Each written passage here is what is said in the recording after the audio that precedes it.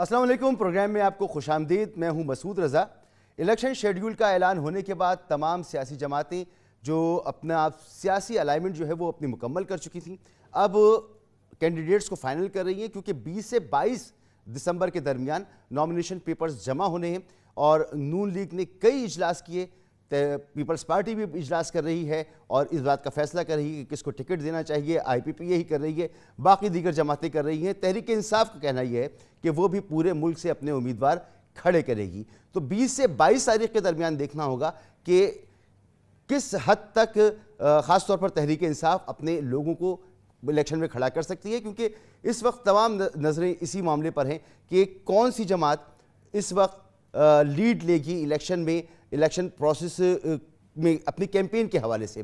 तो इस वक्त सूरत हाल यह है कि नून लीग ने सबसे ज़्यादा सियासी जमातों के साथ सीट एडजस्टमेंट और इत्तेहाद किए हैं और लीड लेती नज़र आ रही है इस मामले पर नून लीग। और पीपल्स पार्टी बिल्कुल सिंगल आउट होती नज़र आ रही है, वो अकेले इलेक्शन लड़ेगी। तहरीक इंसाफ, उसका मानना यह है कि उसके पास तो फील्ड ही मौजूद नहीं है, तो उसको कॉर्नर मीटिंग्स नहीं करने दी जा रही, उसको जलसे नहीं करने दी जा रहे। तो उसने एक नया तजुर्बा किया है और उसने वर्चुअल जलसे का इनेकाद किया। और ये एक डियरिंग फैसला इसलिए कि वर्चुअल जलसा करने में जो नंबर्स है वो छुपाए नहीं जा सकते, पता चल जाता है कि कितने लोग इस जलसे में शामिल हैं। तो अब तक की इत्तलात के मुताबिक, अब तक की जो रिकॉर्ड है जो मैंने देखा है वो यही है कि तकरीबन 1.25 से 1.5 लाख के करीब डिवाइसेस पर इस जलसे को देखा जा रहा है। अगर एक एक शख्स भी देख रहा है तो ये नंबर है, और अगर डिवाइसेस पर ज़्यादा लोग देख रहे हैं तो फिर ये नंबर बढ़ जाता है। इस इक़दाम ने पाकिस्तान की दीगर सियासी जमातों के लिए एक चैलेंज पैदा कर दिया है। मुझे नहीं पता कि इस तरह का तजुर्बा पहले कभी किया गया है, और ये नंबर वाकई एक बड़ा नंबर है, क्योंकि सोशल मीडिया पर नए तजुर्बात हो रहे हैं, नई चीज़ें। तो दीगर सियासी जमातें भी क्या ये नंबर हासिल कर सकेंगी? क्योंकि अगर किसी फिज़िकल जलसे में इतना बड़ा नंबर मौजूद हो तो वो एक बड़ा और कामयाब जलसा होता है। तो इस सूरत हाल में इंतखाबी मुहिम आगे बढ़ रही है। आने वाले इलेक्शन कितने शफाफ होंगे, सब के जहनों में ये सवाल मौजूद हैं, कई इबहाम मौजूद हैं, और उन तमाम सवालों और तमाम इबहाम जो हैं उनको दूर करने की कोशिश करेंगे आज के हम अपने इस प्रोग्राम में। हमारे साथ अली गौहर बलोच साहब मौजूद होंगे मुस्लिम लीग नून से, हमारे साथ फिरदौस आशिक अवान साहिबा मौजूद होंगी इस्तेहकाम पाकिस्तान पार्टी से, और मौला बख्श चांडियो साहब हमारे साथ मौजूद हैं पाकिस्तान पीपल्स पार्टी से। सबसे पहले फिरदौस आशिक अवान साहिबा, आपकी तरफ आती हैं। ये चैलेंज पैदा कर दिया है तहरीक इंसाफ ने, जो वर्चुअल जलसा किया है, और एक अच्छा साइजेबल नंबर है जो नज़र आ रहा है स्क्रीन के ऊपर। 1.25 से 1.5 लाख लोग मुख्तलिफ प्लेटफॉर्म्स पर इस जलसे को देख रहे हैं। बिस्मिल्लाहिर्रहमानिर्रहीम। सबसे पहले तो मसूद साहब, पाकिस्तान का आइन, पाकिस्तान का कानून और इलेक्शन कमीशन के कायदा ज़ाबित जो है वो उस शख्स के लिए उसको फाते या शिकस्त खुर्दा डिक्लेयर करते हैं जिसका बैलेट बॉक्स के अंदर से वो पर्ची और वोट नहीं करता है। अगर पाकिस्तान का आइन और कानून बदल गया है और उसके तहत जो है अब पैरामीटर ये है कि जो जितना बड़ा जलसा करेगा वो फाते करार देगा या उस जमात की पॉपुलैरिटी टेस्ट होगी, तो इलेक्शन के दिन इलेक्शन के लिए निकल के वोट डालने के बाद जो है उसकी मकबूलियत का टेस्ट होता है। घर में बैठ के हीटर लगा के एयर कंडीशन या हीटरों के गर्म बिस्तर में लेट के तो उसके अंदर पार्टिसिपेशन करना वर्चुअल जलसे के अंदर, तो वो कोई कमाल नहीं है। या वो जो माई के लाल इतने मोहब्बत करने वाले हैं और इतना उनके अंदर पोटेंशियल है या इतने वो चाहने वाले हैं, तो वो ग्राउंड में बाहर आके अपनी पॉपुलैरिटी को क्यों नहीं टेस्ट करते? वो छुप के बिलों में इस तरह के जलसों के जरिए अपनी पॉपुलैरिटी के जो दावेदार हैं उनको ये बताना जरूरी है कि पाकिस्तान का जो आइन है, जो इंतखाबी कवानीन और ज़ाब्ते हैं, वो वर्चुअल जलसों पे वोट नहीं डालते।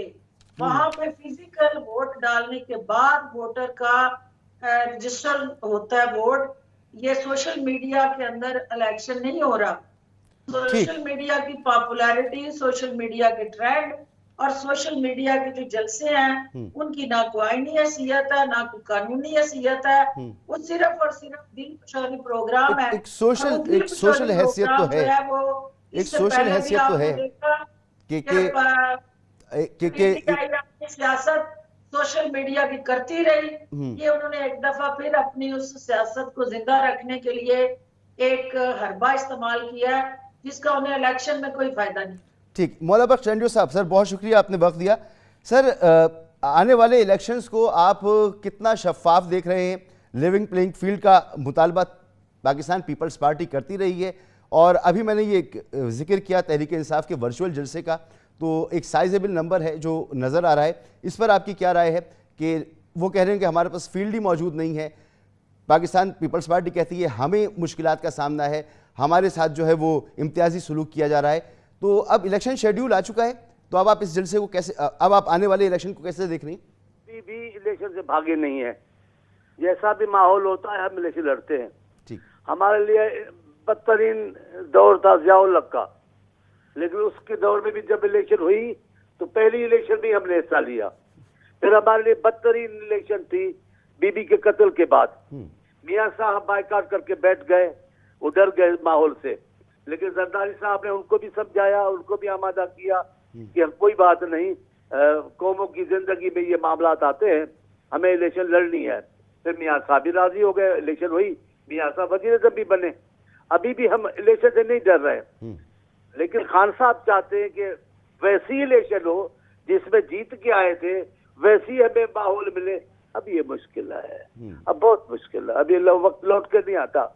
अगर वो रवैया सियासी रखते, अगर वो लहजा सियासी रखते, तरीकेकार सियासी रखते, तो हो सकता है वापस उनको इतनी आसानियां मिल जाती, लेकिन उन्होंने रवैया सियासी नहीं रखा। उन्होंने सियासतदानों को गालियां दी, सियासी आदमियों के खिलाफ इंतखाबी कार्रवाइयां की। कितने लोगों के भी नाम लो, राना सना को देख ले क्या किया, हमारी आसिफ साहब की हमशीरा को देखे क्या किया इन्होंने, दूसरे बहुत सारे लोगों के मैं कई नाम ले सकता हूँ। जजेस को सामने इस्तेमाल किया, पहले दूसरों को इस्तेमाल किया। अब वो जमाना लौट कर नहीं आएगा, अब नहीं आएगा। मेरी बहन बैठी है आपके साथ, बोल रही है बात, मैं सुन रहा हूँ उनकी बातें, ये दुरुस्त कह रही हैं। अब ये लौट कर नहीं जाएंगी पीटीआई में, लिहाजा पीटीआई में नहीं जाएंगी तो वो माहौल भी अभी नहीं आ रहा है।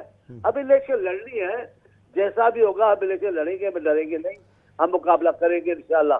नतीजा क्या होता है वो अल्लाह के अख्तियार। सर आपने देखा कि आज लतीफ़ खोसा साहब ने बाकायदा तहरीक इंसाफ में शमूलियत का ऐलान कर दिया, और उनके साथ बाकी बहुत से लोग जो रूपोश थे वो भी प्रेस कॉन्फ्रेंस में नज़र आए। तो एक तरफ ये सूरत हाल हो रही है, दूसरी तरफ जिस तरह ये एक नया रास्ता इख्तियार किया है तहरीक इंसाफ ने, क्या ये अपनी पॉपुलैरिटी को शो करने का एक बेहतर तरीका है कि वो बता रहे हैं कि हमारी पॉपुलैरिटी मौजूद है?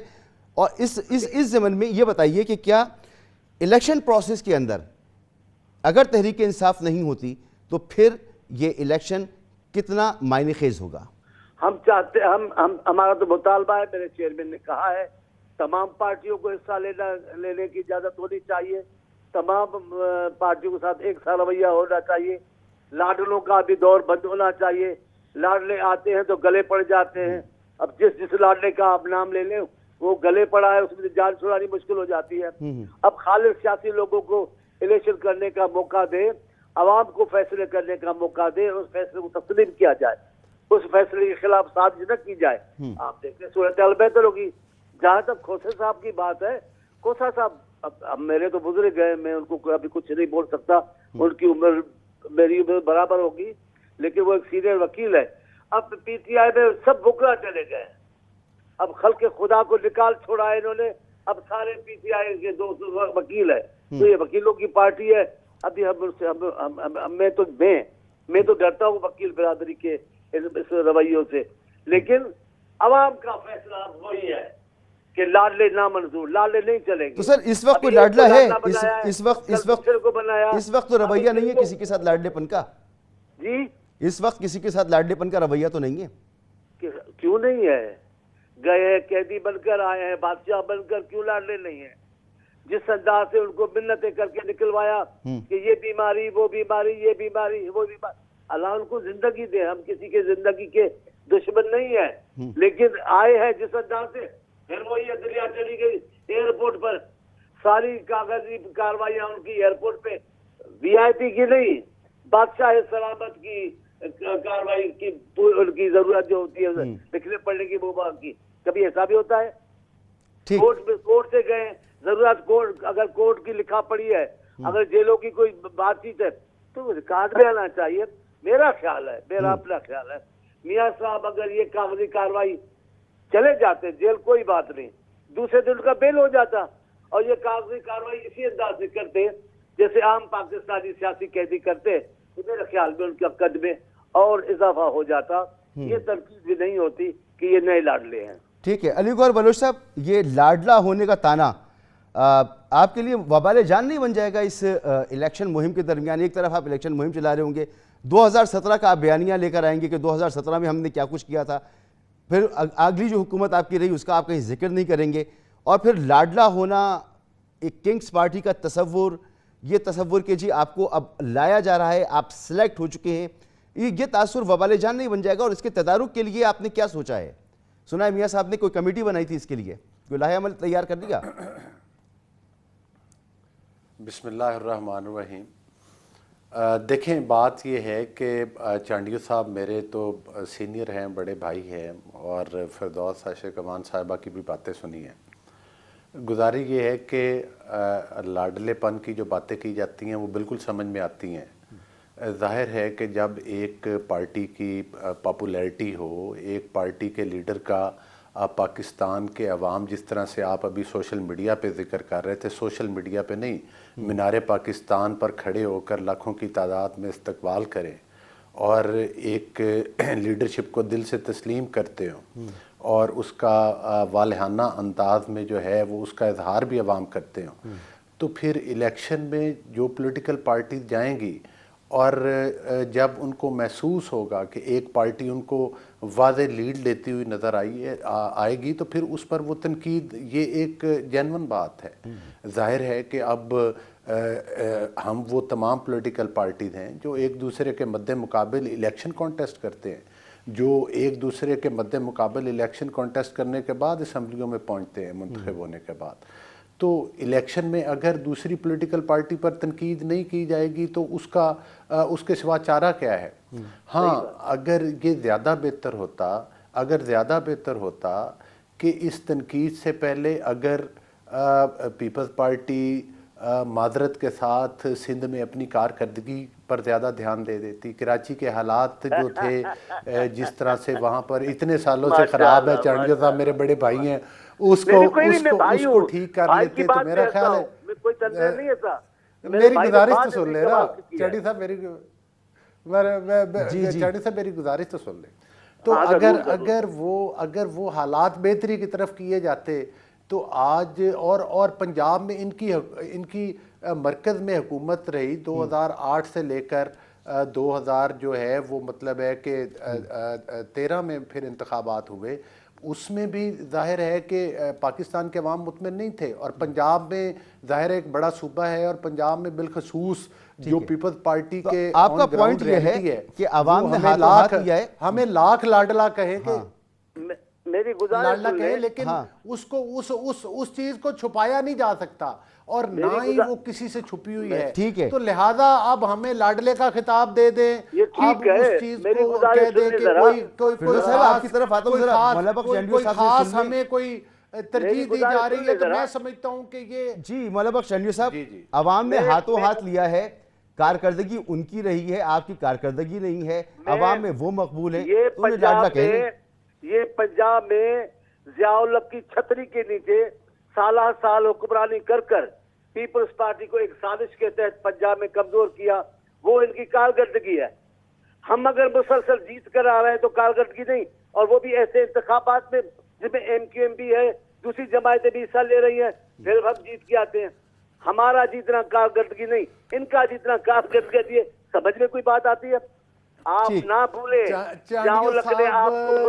मेरी बारी तो मुझे बात तो करने दे। आपने तो मेरी बारी पे भी बात शुरू कर दी है। मैं आपका भाई हूँ, लेकिन उन्होंने मुझे कहा दोस्त ने कि अभी चालियो साहब की सुन लें। दूसरी राय नहीं, आपको आप ठीक कह रहे मुसल्लत हैं। किया पाकिस्तान के लोगों पर, मुसलसल आपकी हुकूमत रही।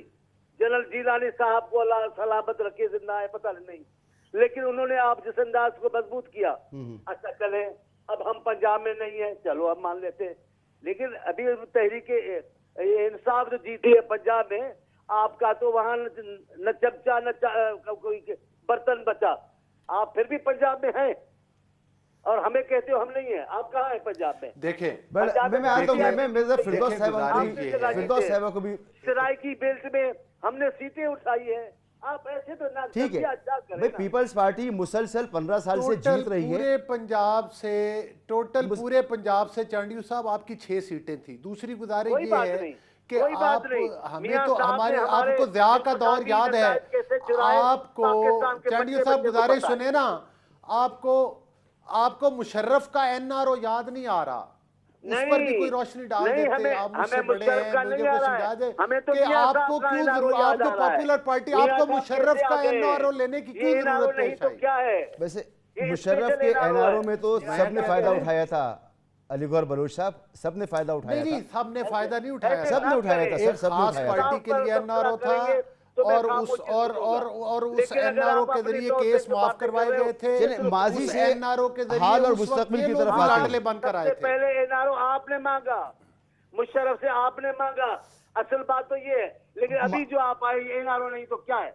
ठीक है चांडियो साहब, जरा हाल की और मुस्तकबिल की बात करते हैं ना। अदालत ने छोड़ा है, आप एनआरओ पे आए हैं। बिल्कुल बिल्कुल बिल्कुल। फिरदौस हाजी कमान साहबा, ये बताइए कि नून लीग के साथ जो सीट एडजस्टमेंट है, जो इत्तेहाद है, वो किस तरह का है, क्या है क्या वो? पहली बात तो ये है कि ये जो हमारा दो सियासी जमातें जो एक अपना अपना वजूद रखती हैं, जब हम इसी तसादम, इंतशार, टकराव और इसी तरह खींचातानी की सियासत के अंदर उलझे रहे, तो उसका तीसरी जमात जिसका नाम पीटीआई थी, उसने फायदा उठाया और अल्टीमेटली वो जहर जो था वो इस तरह सराहत किया कि अगर हम वो दो जमातें परफॉर्म करती, डिलीवर करती, लोगों को ये नजर आता कि यहाँ पे रिफॉर्म्स हुई, पाकिस्तान के जो बेसिक कोर इश्यूज थे वो एड्रेस हुए। ये खींचातानी तसादम की सियासत मसूद अब कोई पाकिस्तानी ना बर्दाश्त करता है, ना इसको पसंद करता है। अब हमें इन दोनों जमातों की ताकत से इस्तेकाम में पाकिस्तान पार्टी और जितनी भी जमातें पाकिस्तान में इस वक्त सियासत कर रही हैं, वो नजरिए, इश्यूज और पॉलिसीज पे अगर एक दूसरे को हिट और टारगेट करेंगी तो अवाम शायद उनकी तरफ मतवज्जो हो। जब हम जातियात और शख्सियात को टारगेट करते हैं तो उसका नुकसान क्या हुआ कि एक ऐसी जमात जिसने इस पाकिस्तान को सबसे ज्यादा नुकसान पहुंचाया, सबसे ज्यादा पाकिस्तान के वजूद को जख्मी किया, शोहदा की बेहुरमती की, उसने पाकिस्तान के नजरिए और एहसास पे हमला किया, तो उसके बावजूद आज आप कह रहे हैं कि जी वो सोशल मीडिया पे पॉपुलर तरीन जमात है। इसकी वजह हमारी कोताहियां, गलतियां, जो हमारे नौजवान हैं, जो हमारा फ्यूचर है, जो हमारी स्ट्रेंथ है, वो बच्चे जो है, ये जो आप गुफ्तगू फरमा रही हैं, ये देखें ना, आवाम की जहनों से ऐसे महफ तो नहीं हो जाएगी वो गुफ्तगू जिस वक्त तहरीके इंसाफ इक़्तिदार में थी, तो उस वक्त तहरीके इंसाफ के साथ आप भी मौजूद थी और उसकी भरपूर तर्जुमानी करती थी, और आज आप इस्तेहकाम पाकिस्तान पार्टी के साथ हैं और अब आप उन पर तनकीद कर रही हैं। मगर उस वक्त आप नून लीग के बारे में क्या कहती थी? ज़रा मियां नवाज शरीफ और शहबाज शरीफ के बारे में क्या कहती थी? नोट को इज्जत देने वालों के साथ आपने इत्तेहाद भी किया और अब आप उनका दिफा भी कर रही हैं। सबसे पहली बात यह है कि हमारी कोई भी किसी सियासी जमात के साथ अभी तक कोई इत्तेहाद नहीं, कोई सीट एडजस्टमेंट नहीं है का अमल आपस में चल रहा है, और वो सिर्फ पीएमएलएन के साथ नहीं चल रहा, वो हमारा सिंध में भी चल रहा है, वो हमारा केपीके में भी चल रहा है, वो हमारा नहीं, मगर ये नोट को इज्जत देने वालों के साथ चल क्यों रहा है? बात यह है कि सियासत के अंदर जो है, देखना ये है कि आपकी सियासत का महवर और मरकज अगर पाकिस्तान है और पाकिस्तान की रियासत है, तो पूरे जो रियासत के साथ खड़ा है वो सियासत में आपका हलीफ है, तो वो कोई बुरी बात नहीं। लेकिन जो रियासत के साथ टकराएगा वो किसी सूरत भी पाकिस्तान को इस्तेकाम देने में वो हरावल दस्ते का किरदार अदा नहीं कर सकता। आपके पास तो बड़ा जबरदस्त नैरेटिव है कि ये नोट को इज्जत देने वाले हैं, तो आप इनका मुकाबला नहीं कर रहे। मुकाबला करने के बजाय आप इनसे सीट एडजस्टमेंट की बात कर रही हैं। आप इनसे मुकाबला क्यों नहीं कर रहे? आप बात समझ नहीं रहे ना जी। मुकाबला हम सियासी नजरिए, सियासी निशान, सियासी प्लेटफॉर्म अपने अपने पर खड़े हैं। हमने कोई एक दूसरे से बर्जन नहीं किया, लेकिन क्या पाकिस्तान के लिए हम ये अपनी छोटी छोटी अनाथ हटदर्मी जिद और ख्वाहिशात कुर्बान करने के लिए तैयार नहीं है? क्या पाकिस्तान का हम पे हक नहीं है? इस वक्त ये मुल्क मसाइल का शिकार है। क्या कोई अकेली जमात इससे पाकिस्तान को निकाल सकती है? इलेक्शन का मतलब क्या होता है? मजबूत स्टेबिलिटी। क्या इस वक्त जो है हम सारी जमातें जो इलेक्शन के अंदर उतर रही हैं, क्या अगर वो स्प्लिट मैंडेट जो है वो इस मसाइल और मुश्किलात का हल है जिससे पाकिस्तान गुजर है? अगर वो चीजें जो इलेक्शन के बाद आपको करनी है, क्या वो इलेक्शन से पहले मिल बैठ के in the larger interest of this country हम आगे नहीं बढ़ सकते? और सियासत के अंदर कोई चीज हरफे आखिर नहीं होती। अब इसका काउंटर नैरेटिव तो देखिए, फिर आप तहरीक इंसाफ को फायदा दे रही है ना कि वो ये कहते हैं कि जी बाकी सारे चोर डाकू लुटेरे, आपने भी कहा कि जी ये नोट को इज्जत देते हैं, फिर आप इनके साथ मिलके भी बैठ रहे हैं, तो आप तो दूसरों को वो दे रहे हैं। आप ये बताएं जनाब अली गौहर बलोच साहब, ये जो सीट एडजस्टमेंट हो रही है इसके बारे में आपकी जो राय रही है, मैं वो सुनवा भी देता हूं आपको कि आप लोगों की क्या राय रही है, और अब आप इनके साथ मिलके बैठ रहे हैं, अवाम इसको कैसे कबूल करें, जरा सुनिए। पंजाब नेशनल असेंबली में भी और प्रोविंशियल असेंबली में भी PMLN के कैंडिडेट्स सबसे ज़्यादा जीते। रही बात कि जो हम क्यों नहीं बना सके, तो उसका जवाब आपके सामने है कि जो लोग जहाज़ लेकर और पैसों से थैले भर के जिन्होंने मंडी लगाई, खरीदो फरोख्त की, मैं तो ये काला धंधा करने के लिए तैयार नहीं था। बिल्कुल अपने लोगों को जो इसने NRO दिए हैं पिछले 2.5 साल में, जहांगीर तरीन को दिया, ये चीनी के चोर जो है, जिनको इसने NRO दिया है इमरान खान ने, तो ये 1.5-2 हजार अरब रुपए का जो है इसने NRO दिया। जहांगीर तरीन उनकी तमाम जो पॉलिटिक्स करते थे, उनकी ATM मशीन थे, वो उनके सियासी अखराजात उठाते थे। क्यों जहांगीर तरीन की मनी लॉन्ड्रिंग, माली और बावर्चियों के नाम के ऊपर हथकड़ियां लगाकर क्यों नहीं जेल भेजा जाता? क्यों चोर दरवाजे से उनको NRO दिया गया? जो 150 अरब रुपए की जिसने डिकेटी की है चीनी में, वो जाके जो है वो लंदन बैठा है। जी जनाब अली गौहर बलोच साहब, ये मनी लॉन्ड्रिंग करने वाले लोग, चीनी चोर, ये NRO वाले लोग, ये जहाज भर भर के लाने वाले लोग, सर इनके साथ आप इत्तेहाद करने जा रहे हैं? देखिए बात ये है कि जहांगीर तरीन साहब जो हैं उनकी अपनी एक सियासी पार्टी है, और जिस वक्त वो PTI का हिस्सा थे और उस वक्त हमारे जो भी तहफ़्फ़ुज़ात थे और जो कुछ हमने देखा हमने उसका इज़हार किया। उस वक्त के हालात के तहत जो चीज़ें सामने आईं, ज़ाहिर है हमने एक सियासी पार्टी की हैसियत से एक अपोजिशन में थे और अपोजिशन का किरदार भी अदा किया, उन चीज़ों को एक्सपोज भी किया। लेकिन सियासत में ज़ाहिर है कोई चीज़ हरफ़े आखिर नहीं होती। एहतसाब करना जो है वो अदालतों का और इदारों का काम है। जब ना सर आपका मौक़िफ़ में मुझे बताएं ना की बात हो, आप कौम को क्या बता रहे थे? आप जो कौम को बता रहे थे कि ये चीनी चोर हैं, इन्होंने NRO लिया, आप कह रहे थे 2000 अरब रुपए की करप्शन की, आप कह रहे थे कि जी ये ATM मशीन है जो मुल्क में इस वक्त फसाद मौजूद है बकौल आपके, उसके फाइनेंसर ये थे, तो आप उनके साथ बैठ रहे हैं जाकर और आप कह रहे हैं कि अब एहतसाब जो है वो कौमी इदारों का काम है। सर आप कह क्या रहे थे? अब आपका मौक़िफ़ क्यों तब्दील हो गया? नहीं देखें, नहीं हमारा मौक़िफ़ बिल्कुल तब्दील नहीं हुआ। तो अभी भी आप मानते हैं कि चीनी चोर हैं? कि अब जहांगीर तरीन साहब एक सियासी पार्टी के लीडर हैं और उन्होंने अपनी सियासी पार्टी बनाई है।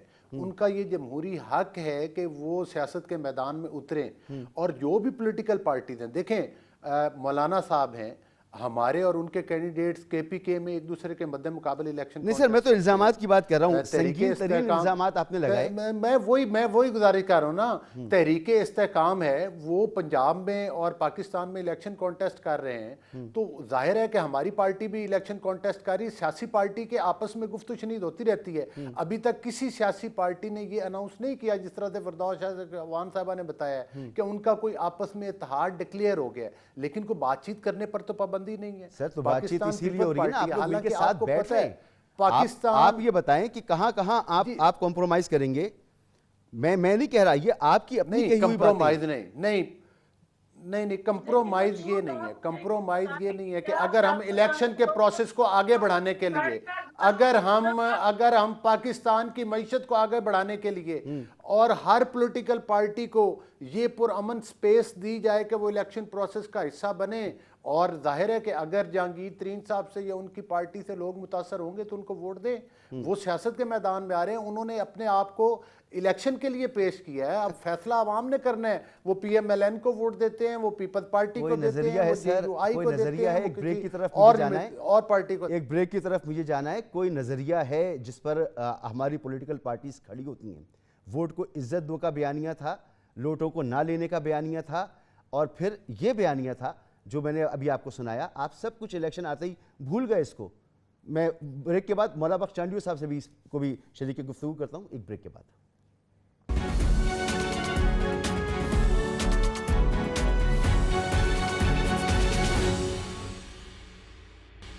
Welcome back sir. मौला बख्श चांडियो साहब, सियासी जमातें एक दूसरे पर संगीन तरीन इल्ज़ामात लगाती हैं, और फिर जब इलेक्शन करीब आते हैं तो उन इल्ज़ामात को भूलकर इत्तेहाद कर लेती हैं, सीट एडजस्टमेंट कर लेती हैं, और फिर अगर हुकूमत बनाने की बात हो तो उनके साथ हुकूमत में बैठ भी जाती हैं, सारी बातें भुला देती हैं। आवाम में ये सियासी जमातों के कैरेक्टर को कमज़ोर करती है ये चीज़? बिल्कुल। आप देखें, ऐसी सब तमाम पार्टियों को आवाम ने बड़ी तनकीद का निशाना बनाया है। अगर पाकिस्तान पीपल्स पार्टी की सियासत में भी कहीं झोल नजर आया है तो अवाम ने उनको भी बख्श नहीं किया, तनकीद कर दी कि इन लोगों के साथ तो नहीं बैठना चाहिए था। तो हम तो अब तो कबूल करते हैं, हम मानते हैं हालात के मुताबिक बहुत सारी बातें हुई है जो गलत हुई थी, लेकिन यकसर खुद को बिल्कुल ही मुकद्दस समझ लेना, ये दो पार्टियां, आप भी तो इस पार्टी में शामिल थी, आप भी तो उसकी वजीर बनी बैठी थी, तब आपको याद नहीं आया। और फिर वो आपने पाकिस्तान की सालमत के लिए पीपल्स पार्टी को छोड़ा, फिर आपने पाकिस्तान की सालमत की खातिर PTI में चली गई, फिर आप पाकिस्तान की सालमत की खातिर अभी आ गई है जहांगीर तरीन साहब की पार्टी में। खुदा का खौफ करें, लोगों को ऐसी बातें बताए, लोगों को हंसी आ रही है, लोग आपकी गुफ्तगू को लतीफा समझ रहे हैं। इतने दिन ज्यादा नहीं हुए, आपने जितनी जो कवालियां बजाई है उनके सामने, या फिर जितनी गालियां दी है उन लोगों को, आप मियां साहब के लिए क्या बोलती रही है, आप जरदारी साहब के और उनको सामने सलाम करती रही है, अब जरदारी साहब के खिलाफ आपने बातें की है। हम आपको ये बातें करने का हक देते हैं, जो चाहे आप करें, लेकिन दूसरों को बुरा भला न कहे। खुद को पैगंबर साबित करने के लिए जरा आपको बहुत सारी बातें करनी होगी ना, ऐसी बातें ना करें। बलोच साहब ने ठीक बातें की है, गलत बात नहीं है बलोच साहब की, वो आपको उनकी गुफ्तगू फिर दोबारा सुन लीजिएगा, अब आपके पास रिकॉर्डिंग होगी, आप सुन ले उन्होंने कहा क्या है। उन्होंने खुद अपनी बातों का जवाब दे दिया है, मेरे बोलने की जरूरत ही नहीं है। उन्होंने कहा है ये सियासत है, वक्त के साथ है, तब्दीलियां आती है, ये होता है, ये करना पड़ता है, ये सियासी जरूरतें हैं, कोई इनकलाबियत नहीं है। बात इन्होंने ठीक की है। अभी तरीन साहब जब एक गए क्रिकेट के गेम में, उधर गए स्टेडियम में, लोगों ने शोर मचा दिया, चीनी चोर, चीनी चोर, चीनी चोर। तब ट्रेन में PTI में थे, कोई ढकी छुपी बात तो नहीं है। अभी फौरन फरिश्ते हो जाएंगे, ऐसा नहीं है। सियासी हिसाब देना पड़ता है, लेकिन इनको सियासत है ही नहीं। हम कहते हैं, फख्र से कहते हैं, जुल्फ़िकार अली भुट्टो ने इस मुल्क में सियासत की और पाकिस्तान के लिए जान दे दी। बेनजीर भुट्टो साहबा ने अवाम की सियासत की और अवाम की खातिर जान दी। हम मानते हैं, अब हम ये भी मानते हैं कि हालात PTI ने जो हालात तब बनाए थे उसमें ये फैसला किया गया कि मिलजुल कर कम से कम इस सिविल आमरीत को तो भगाएं। ठीक है चंडू साहब, ये मैं आपने क्योंकि फिरदौस हर्ष कवान साहिबा के लिए गुफ्तगू की है, उनसे बात उनके सामने रखता हूँ, लेकिन एक सवाल और मुझे आपसे करना है, तो वो इसके बाद अगर आप मुझे इजाज़त दें तो मैं आपके पास आता हूँ। जी फिरदौस हर्ष कवान साहिबा, आपका क्योंकि नाम लेकर जिक्र किया है तो आप इस पर रिस्पॉन्ड कीजिए। जी पहली बात तो ये है कि बदकिस्मती से जो बिटर रियलिटीज हैं वो चांडियो साहब सुनने के लिए तैयार नहीं है। चांडियो साहब को ये सोचना पड़ेगा कि भुट्टो साहब की शहादत और बेनजीर की शहादत को इतने साल जो गुजर गए, आज क्या वजह है कि जो पंजाब के अंदर और बाकी सूबों के अंदर पीपल्स पार्टी इवन के इंटीरियर सिंध के अलावा अर्बन सिंध के अंदर वो क्यों जो है वो पीपल्स पार्टी पजीरा नहीं ले सकी जो भुट्टो साहब को हासिल थी या बेनजीर साहबा को हासिल थी। ये वो तलब हकायक है जिसकी तरफ इनको नजर दौड़ानी चाहिए। इनको देखना पड़ेगा कि इनका अमल, परफॉर्मेंस, इनका ओवरऑल सर्विस डिलीवरी। भाई मैंने इजाजत मांगी है जल्दी आपके यहाँ जाने की। अब बेगम साहबा फिरदौस साहबा जवाब दे रही हैं, बहुत अच्छा भी बोल रही है, लेकिन मैंने इजाजत मांगी थी। फिरदौस आशिक अवान साहबा ठीक कह रही है। भाई दीदी दुरुस्त मेरी भी जरा सुन ले आप, मैं तो छोड़ रहा हूँ प्रोग्राम, अभी जा रहा हूँ, आप सुन तो ले। जी मैं आता हूँ जनरल साहब, मैं आता हूँ आपके पास, मैं आ रहा हूँ। पार्टी के साथ नहीं थी यहाँ उसको इलेक्शन गवर्नमेंट में जो 18 महीने आपने कटे काम किया, क्या यह उस वक्त नून लीग पूरी नहीं थी? क्या नवाज शरीफ उस वक्त? अभी आप यार मेरी बात सुन ले, अभी ये बीबी बोलती रहेंगी, ठीक है बीबी बोलती रहेगी। मैं चांडियो साहब आपने भी बार बार इसी तरह का तर्ज अमल इख्तियार किया, नून लीग को बुरा कहते रहे, फिर नून लीग के साथ आप बैठे भी, अभी ये 16 महीने की हुकूमत इसमें भी आप लोग शामिल थे, तो आप भी तो यही करते हैं जो दूसरी सियासी जमातें करती हैं। मैंने कहा, एतराफ किया, मैं झूठ बहुत कम बोलता हूँ जी। हमने सिविलियन आमरीत को हटाने के लिए एक फैसला किया, हम बनते ही नहीं थे उसूली तौर पे। मियाँ साहब हमारे जानी दुश्मन है हमारी पार्टी के। मियाँ साहब ने जितनी हम पर तनकीद की है, जितना मोहतरमा की तौहीन की है, हम सब बातें भुलाते हैं जमहूरियत की खातर। हमें मुल्क की सियासत चाहिए, जमहूरियत चाहिए। भुट्टो का क्या कसूर था इलेक्शन मांगना? तो सर फिर फिरदौस हर्ष कवान साहिबा की जमात और मियाँ साहब की जमात को भी यह हक होना चाहिए ना कि वो जमहूरियत की खातिर इलाह कर ले, चाहे कितनी भी जबरदस्त बातें की, कितनी भी खतरनाक बातें की हो एक दूसरे के खिलाफ। फिरदौस हर्ष कवान साहिबा की बातें दुरुस्त है, लेकिन अभी एक बार मैं इनसे पूछ लेता हूँ, जो इन्होंने मुझे बताई है, सारा मुल्क सुन रहा है, अभी चौथी पार्टी में कब जा रही हैं? उस पार्टी का नाम भी बता दें जिसमें पाकिस्तान के वफाक की खातिर आप कुर्बानी देकर इस्तेहकाम पार्टी की उसमें शामिल होगी। आप हर बार पार्टियां बदलती हैं, आप बेटी पार्टी को गालियां दे रही है, कोई अच्छा लगता है आपको? आपने क्या उसूल परस्ती दिखाई है? आपने कौन सी जमहूरियत दोस्ती दिखाई है? आप मफादात की खातिर सियासत की है। पीपल्स पार्टी में भी वजीर बनकर आई, फिर उधर वजीर बन गई, फिर वजीर बन गई, अभी छोड़ दिया उनको। अभी आप फिर दोबारा कब जा रही है दूसरी पार्टी में? इस्तेहकाम पार्टी इतनी अच्छी हो गई, आपने पीटीआई से सारी वापस तकिया खत्म कर दी, अब आपको पीटीआई मुल्क दुश्मन नजर आ रही है। अब आपने बिल्कुल जाती नौयत की गुफ्तगू की है मौलाना बख्श चांडियो साहब, मजबूरन मुझे जवाब लेना पड़ेगा। फिरदौस हर्ष कवान साहिबा, ये इल्जाम तराशियां, ये जिस किस्म का टकराव, तसादम और इंतशार की सियासत है, जब तक ये खत्म नहीं होगी ये मुल्क आगे नहीं चल सकता। इस मुल्क को आगे बढ़ना है तो कुछ गिव एंड टेक की पॉलिसी लानी पड़ेगी। हमें अपने सियासी मुखालिफिन के लिए स्पेस क्रिएट करनी पड़ेगी। वो पीपल्स पार्टी जिसने हमेशा जमहूरियत की बात की है, इनके रवैयों में जमहूरियत लानी पड़ेगी। ये कौन सा जमहूरियत रवैया जी कि आप अपनी बात कर लें तो दूसरे को बात ना करने दें? ये तो पीपल्स पार्टी का वतीरा नहीं है। दूसरी अहम तरीन बात यह है कि आप एक इल्जाम लगा रहे हैं कि हमने एक दूसरे के ऊपर कीचड़ उछाला, अब हम साथ बैठ के क्यों निगोशिएट कर रहे हैं? क्या सियासतदान इस मुल्क के अंदर ये जुर्म है कि आप एक दूसरे के साथ बैठ के इस मुल्क के मसाइल के तदारक के लिए तबलीग की जमात आप ही ने गोली हुई है।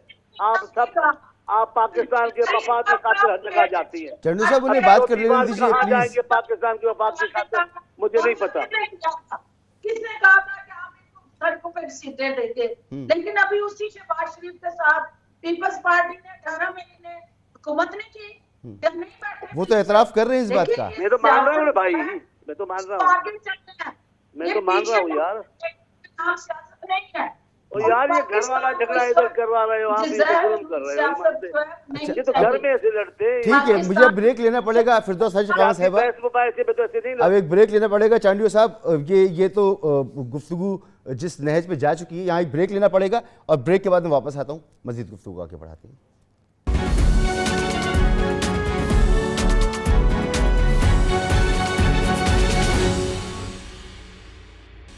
Welcome back.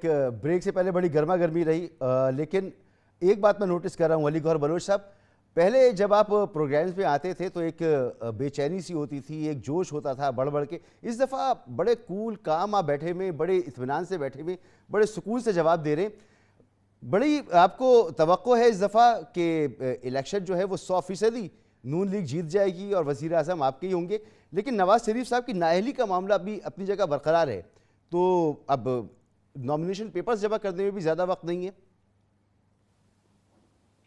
देखें मसूद रज़ा, आपने बड़ा अच्छा सवाल किया है। एक तो पहली बात यह है कि मेरे 2 सीनियर्स बैठे हैं और मुझे वैसे देख के इंतहाई वो अफसोस भी हुआ है, ख़ास तौर पर चांडियो साहब का ये रवैया देख के। हमारे तो ये बड़े भाई हैं, सीनियर हैं, हम तो इनसे सीखते हैं बहुत कुछ और सीखा है, लेकिन वो चले भी गए। बार बार मैं बात करता था तो बात नहीं करने देते, फिरदौस आशिक साहबा बात करने लगी हैं तो बात नहीं करने। अब ज़ाहिर है प्रोग्राम तो आप चला रहे हैं, तो काइंडली वो हर किसी को अपना टाइम मिलना चाहिए और अपने टाइम में बात। चांडियो साहब ने बात की है ना, मैंने मुदाखलत की है ना, देखिए टाइम ठीक है, टाइम आपने दिया है, लेकिन वो इंटरप्ट करते थे ना, आपको उनको खामोश करवाना चाहिए था जब वो हमारी बारी में पहले तक आप भी किया करते थे, आज बड़े इत्मीनान से तशरीफ फिर हम खामोश होकर बैठ गए क्योंकि अब आपको नजर आ रहा है। नहीं, पहले भी मसूद रजा भाई, पहले भी हम अपनी, मैं बारी पर ही बोलता था, मैं किसी की बारी के अंदर आपने तो मुझे ऑन एयर ही डाटा शुरू कर दिया। नहीं, वो देखे, वो फिरदौस साहबा की जो जायज़ बात है, वो हमारा मौक़िफ़ यही है कि वो हमारी बारी में बोल रहे हैं, लेकिन छोड़ें आगे की तरफ बढ़ते हैं। हाँ, बताएं। गुजारिश ये है नवाज शरीफ साहब कि आपने ये कहा है कि जी मैं कौम होके बैठा हूँ। देखिए उसकी रीज़न ये है कि जाहिर है वो दोनों बात कर रहे हैं और वो ज़ातियात पर बात आ गई है। नहीं, मैं इस वक्त की बात नहीं कर रहा, अब आपके लहजे में ठहराव है, सुकून है और आपको पूरा यकीन है इलेक्शन में जीत जाने का, लेकिन नवाज शरीफ साहब की नाअहली तो अभी भी हर पॉलिटिकल पार्टी, देखे हम जो भी वक्त आया मसूद रजा, जब नवाज शरीफ साहब अपनी अहलिया की बीमारी के सिलसिले में बाहर गए थे, उनके खिलाफ फैसला सुनाया गया। हालांकि उस वक्त उन्होंने रिक्वेस्ट की थी कि मेरी अहलिया शदीद बीमार है, 1 हफ्ते के लिए डिले कर दिया जाए, लेकिन उनके खिलाफ फैसला सुनाया गया। अहलिया को ज़िंदगी और मौत की कश्मकश में छोड़कर अदालतों के सामने आए।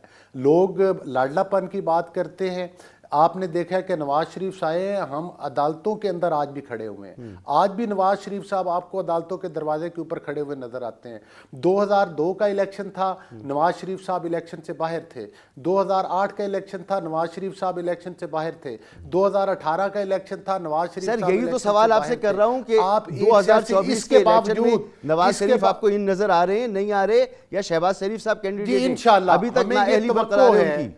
हमें नहीं, देखे पहली बात तो ये है कि नवाज शरीफ साहब की बरीयत हो गई है, ये आपके और मेरे समझने की बात है। हो सकता है आप जो अपना मौक़िफ़ दे रहे हो सकता है अपनी जगह आप दुरुस्त समझते हो, लेकिन आज भी हम अदालतों से इंसाफ की तवक्को करते हैं। हम अदालतों से तवक्को करते हैं कि वो जल्द अज जल्द, जो पहले ताख़ीर हुई, जो अदालतों के ज़रिए हमारे साथ ज़्यादतियाँ की गई, जिन अदालतों के ज़रिए जो है हमें सियासत के मैदान से निकाला गया, चूँकि वोट के ज़रिए तो हमें वो निकाल नहीं सकते। भाई देखें, ये जो मामला है ना नाअहली वाला, लीडरशिप को निकाला गया। अली गौहर बलोच साहब, ये जो मामला है नाअहली के लिए सुना जाएगा, चीफ जस्टिस गाजी फाइज ईसा साहब जब मौसम सरमा की छुट्टियों से वापस तशरीफ लाएंगे तो जनवरी में इसकी समाअत होगी।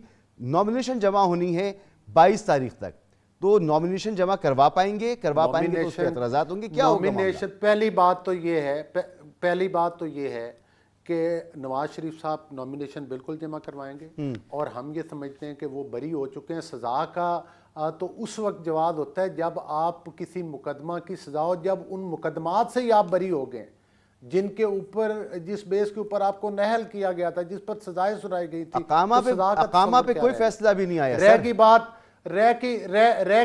की बात अगर कोई हम पर इतराज लगाएगा तो हम जाहिर है जो कंसर्न फोरम होगा उस पर हम जवाब करेंगे, उस पर हम जवाब देंगे। 2024 के इलेक्शन के बाद आप वजीर आज़म किसे देख रही हैं? बिल्कुल नहल नहीं है और वो इंशाअल्लाह ताला चौथी बार अल्लाह के फजलो करम से वजीर आज़म बनेंगे इंशाअल्लाह ताला। ठीक है फिरदौस साहिबा, आप किसे वजीर आज़म देख रही हैं? आवाम की अदालत में भी जाएंगे, कानून की अदालत में भी जाने के लिए तैयार है। वही होगा जिसको पाकिस्तान के अवाम जो है वो चुनेंगे, और पाकिस्तान के अवाम ने चुनने के लिए जो इलेक्शन कमीशन ने इलेक्शन शेड्यूल दिया है, बजाय इसके कि सियासी जमातें एक दूसरे के गिरेबान पकड़ के एक दूसरे को नीचा दिखाने की और टीवी टॉक शो पे बैठ के दंगल लगाने की बजाय जो काम इलेक्शन कमीशन ने सियासी जमातों के जिम्मे लगा दिया है कि वो सियासी मैदान में आए, एक दूसरे के जोरे बाजू आजमाएं और जिसको अवाम ताकत देगी वो पार्टी जो है वो इक़्तिदार के सिंहासन पे आ जाएगी, और ये सियासत के माहौल में तलखी जो है उसको खत्म होना चाहिए। सियासत अपनी अपनी है, आपके मैनिफेस्टो अपने अपने हैं, बयानियां अपना अपना है, लेकिन जो इस कौम का दर्द है उसको मुश्तरका कर लें, और इस कौम का दर्द एक ही है कि वो मुआशी और सियासी अदम इस्तेहकाम से निकलना चाहती है।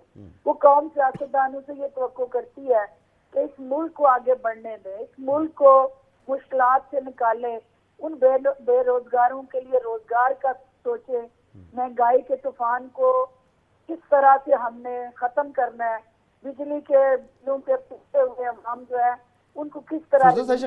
एक सवाल सब जगह पूछा जाता है और बार बार पूछा जा रहा है, हुकूमत के लिए एक बहुत बड़ा चैलेंज होगा। मैं भी आपसे ये सवाल पूछता हूं कि अगर मुल्क की एक बड़ी सियासी जमात इलेक्शन प्रोसेस से बाहर हो, उसे कॉर्नर मीटिंग्स कर देना दी जा रही हो, उसको नॉमिनेशन जमा करने के लिए वकीलों का सहारा लेना पड़ रहा हो, उसकी क़यादत जेल के अंदर हो, अंडरग्राउंड हो, तितर बितर हो, लेकिन आवाम में मकबूल हो, ऐसी जमात को अगर इलेक्शन में हिस्सा ना लेने दिया जाए या वो ना ले सके हिस्सा, और फिर इलेक्शन हो जाए और कोई भी हुकूमत आ जाए, तो क्या सियासी इस्तेहकाम मुल्क में आ जाएगा? ये सवाल ऐसा है जो हर जगह पूछा जा रहा है। जी, पहली बात तो ये है मसूद के सियासी जमात और अस्करी विंग में फर्क रखना होगा। सियासी जमातें सियासी अंदाज से, सियासी दाव पेच से सियासी मैदान में एक दूसरे का मुकाबला करती हैं।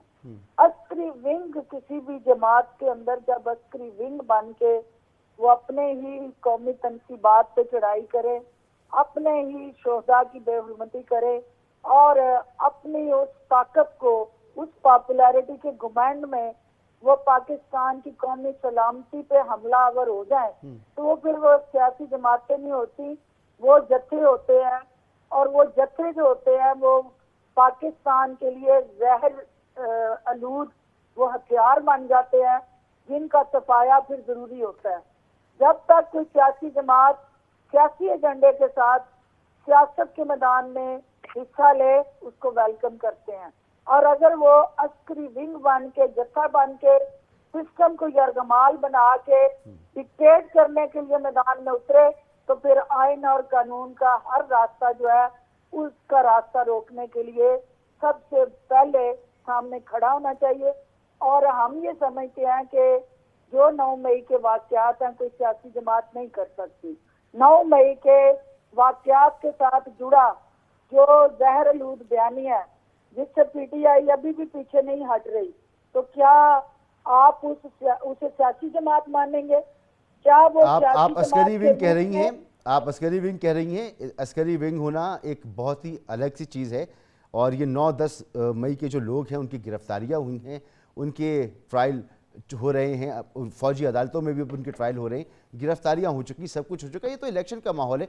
आप कह रही हैं कि जी वो एक पाकिस्तान में सियासी जमात, रजिस्टर्ड सियासी जमात है जिसके पास बल्ले का निशान मौजूद है, जो आईन और कानून के मुताबिक इलेक्शन में हिस्सा ले सकती है, आप उसे कह रही है कि उसको कोई हक नहीं पहुंचता। जी अली गौहर बलोच साहब, आप भी ये समझते हैं? मसूद एक बात देखिए, बात ये है कि मैं इस बात देखिए आप सुन ले जरा, फिरदौस हाशिर कमान साहब कुछ कहना चाहेंगे? सियासी जमात है उसको वो सियासी हक हासिल है, लेकिन मुझे बताएं कि जो केसेस के अंदर मतलूब लोग हैं, जो मफरूर हैं, जो इश्तिहारी हैं, क्या पाकिस्तान का कानून उन पे लागू नहीं होता? क्या मैडम, तो पाकिस्तान आपको शायद नजर आ रहा होगा कि मामला उससे आगे है। उनको NRO दे के, उनको गार्ड ऑफ ऑनर दे के हल्कों के अंदर लाया जाए। चाहे आप मुझे वक्त खत्म हो गया। फिरदौस हाशिर कमान साहबा, अली गौहर बलोच साहब आपका बहुत शुक्रिया, फिरदौस हाशिर कमान साहबा आपका बहुत शुक्रिया, मौला बख्श चांडियो साहब प्रोग्राम में शामिल हुए, उनका बहुत शुक्रिया। गुफ्तगू आपने सुनी, इजाज़त दीजिए, अल्लाह हाफिज़।